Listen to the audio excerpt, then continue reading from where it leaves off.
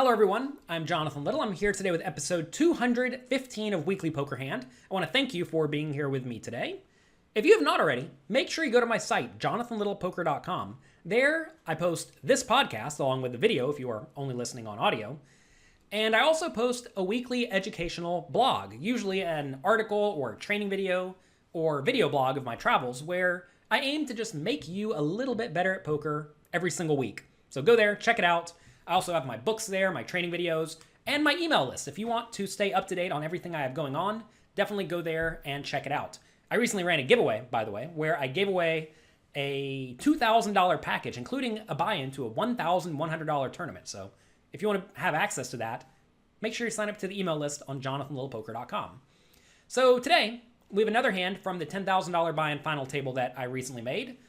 And they fold around to Papazian in the small blind with about 50 big blinds. He has about 12 million chips, playing 125,000, 250,000 with a 250,000 big blind ante. We did just lose the short stack, so now the short stack at the table has 20 big blinds. So no one's super short, so it's going to kind of revert to regular, somewhat cautious poker. And he limps with King 7 of clubs. Now, a lot of people think, oh, you should always raise pre-flop because you need to be aggressive. But that is absolutely not true from the small blind. Think about this, right? Let's say he decided to min-raise. Let's say he made it 500,000 to go. You always want to ask, what am I presenting my opponent? What is the offering I'm giving them? In that spot, I would have to put in 250,000 more to win a 1.25 million pot. 250K divided by 1.25 million is 20%.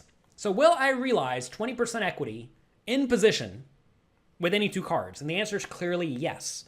So min raising from the small blind is essentially always wrong, because if the big blind is anywhere near competent, they know to never fold.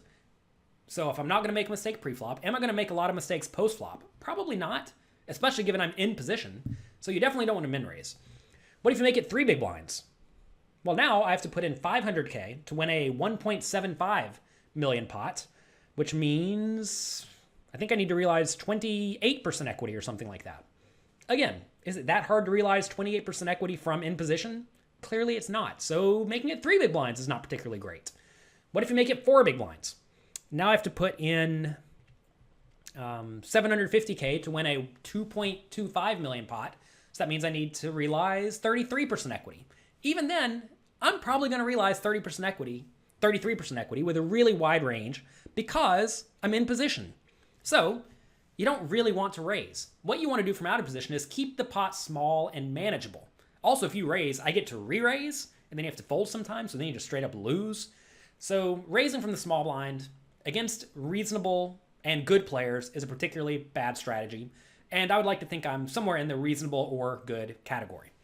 So anyway, he limps. And I think that's good. By far the best play.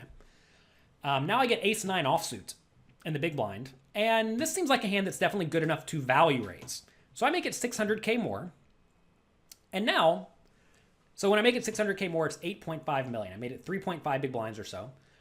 And if he folds, that's fine. And if he does call, it's also not the end of the world. Just because now I've made the pot bigger from in position where I'm going to realize a lot of equity. I have a good hand. And, I'm just pushing equity a bit. So I definitely think this is a fine play.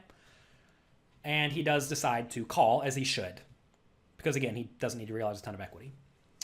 Flop comes Jack 8-4 with 2 spades, 1 club. I have ace of clubs, 9 of spades, so I have a 9 of spades. He has king of clubs, 7 of clubs. And in this spot, I think I can go either way. The board is somewhat draw heavy.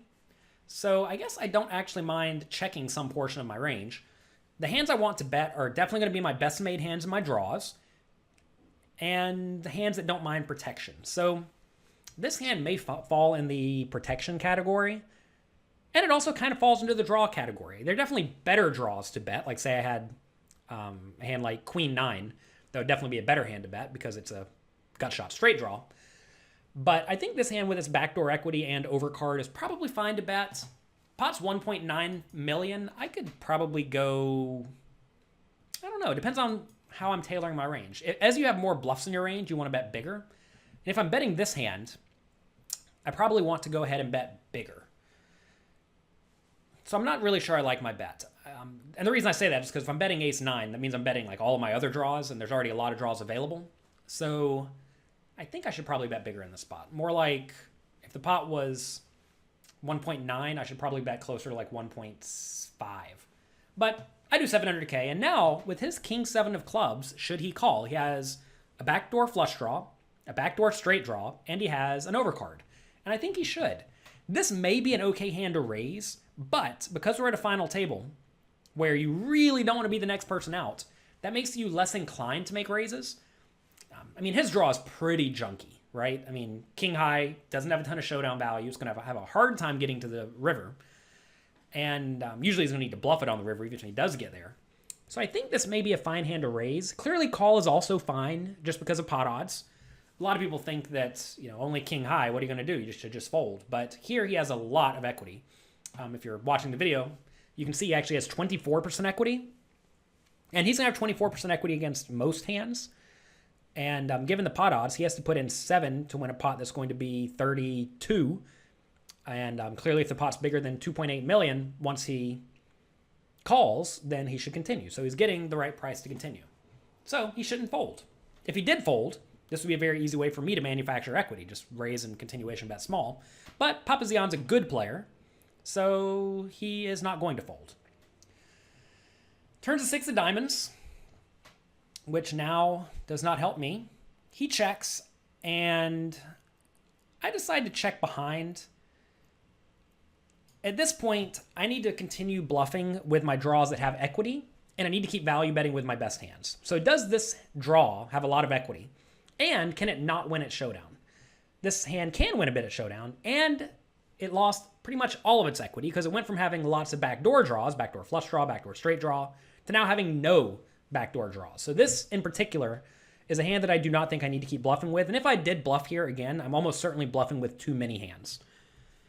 So we also want to ask ourselves, what else would I be checking? Say I had queen 10 or queen 9. Would I check those?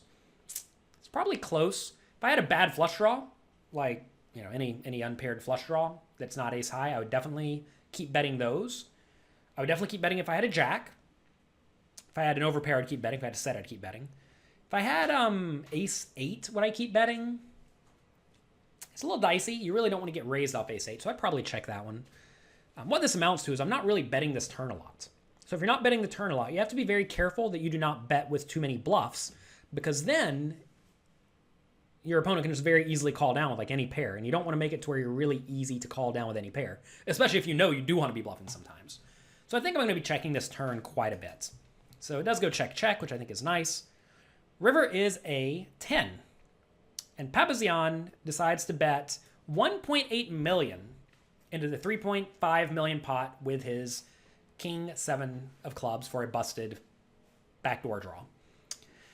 And now what do we do with the ace 9?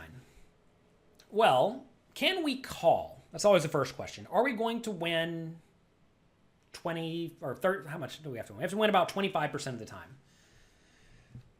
Probably not. The thing is there are a lot of busted draws available, right? He could very easily have a busted flush draw. But if you look at all the other busted draws, there really aren't a ton of them. Because when the 10 comes on the river, now 10-9 got there.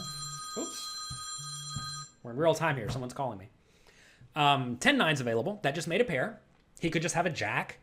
He could have a hand like queen 9. He could have a hand like 9-7. He could have queen 10. He could have 10-7. As you see, there are a lot of hands that were draws going to the turn that improve to a medium pair on the river. So would he value bet those on the river? Maybe. I don't know. It's tough to say. So what should we do here? I think we should either fold or raise. Do we have a good hand to raise? Well, first thing you want to ask is, do I want to have a raising range on the river? And the answer is definitely yes, because I think I could have queen 9 here. I would also not mind value raising with jack 10 or pocket 10s. Those are very, very nice hands to put in the value raise with that I'd probably check behind on the turn. So we have, 16 combinations of queen 9 if I raise all of them pre-flop, which maybe I do, maybe I don't. Same thing with jack 10. Maybe I raise, maybe I don't. There are 12 of those available, and there's 3 pocket 10s, which I would definitely raise. So we have some raises available. or some premium raising hands available. And because of that, we need to raise with some bluffs. What are the best hands to bluff? The best hands to bluff are ones containing a 9, because that makes it harder for him to have 9-7 or queen 9 for the straight. Do I have a 9 in my hand? How about that? I do. I would prefer to not have a spade in my hand, because that makes it less likely for him to have a spade draw that missed, which is clearly a hand that you don't mind folding. Notice a lot of the spades would have a pair at this point.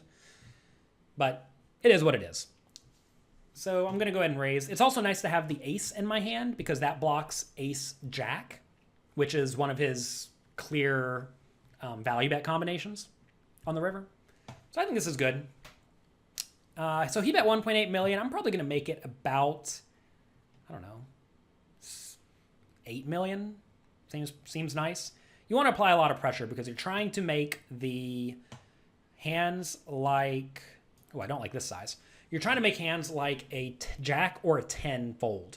So he made it 1.8. I raise it to only 5. So in my mind, what I probably was thinking here is that I have almost no bluffs. Okay? If I have almost no bluffs, I should be raising small with my whole range. When you are doing that, you have to understand that, is that actually accurate? If I'm sitting here with a 9 or a 7 that doesn't have a pair, between me and you, I'm going to be raising almost every time. So if I have a 9 or a 7 in my hand that doesn't have a pair I'm raising, that would be ace-9, ace-7, king-9. Right there, we have a lot of combinations of hands, right? So that's a lot of bluffs. So if I have that many bluffs, I need to go bigger. But just because I know what I'm doing doesn't necessarily mean that Papazian knows what I'm doing. So perhaps this was a little bit of a leveling thing, where he would think, I was thinking that maybe he would think that I'm only going to raise small with my very good hands. And if that's the case, then I can certainly justify raising smaller. Clearly, raising smaller is nice if he's going to fold stuff like a jack or a 10 to it, because then you just lose less when you get called or when you get jammed on. Because, of course, notice, Papazian could just have the nuts. I'm not saying that he couldn't. A lot of people think, oh, but couldn't he have the nuts? Of course he could. Sometimes he's going to have the nuts. But he's also going to have some bluffs, and he's going to have some marginal made hands. I understand this time he had king high, so it's really difficult to say if he would have actually called this if he had a jack. This video would be way better if he was sitting here with queen jack, or he's probably going to call queen jack actually. If he had some like random jack 5 suited and decided to fold it, that would make this video way better. But he had king high. Turns out I was raising with the best hand. So I certainly don't look like a hero here, but I definitely do like this play because I have the 9, and if I played this hand today, I would play it very, very similarly, although I think I would use slightly bigger bet sizes on both the flop and the river. So that's going to be it for this episode of Weekly Poker Hand. I want to thank you all for being here with me today. Again, check out my site, jonathanlittlepoker.com. Follow me on Twitter. Let me know what you think about it.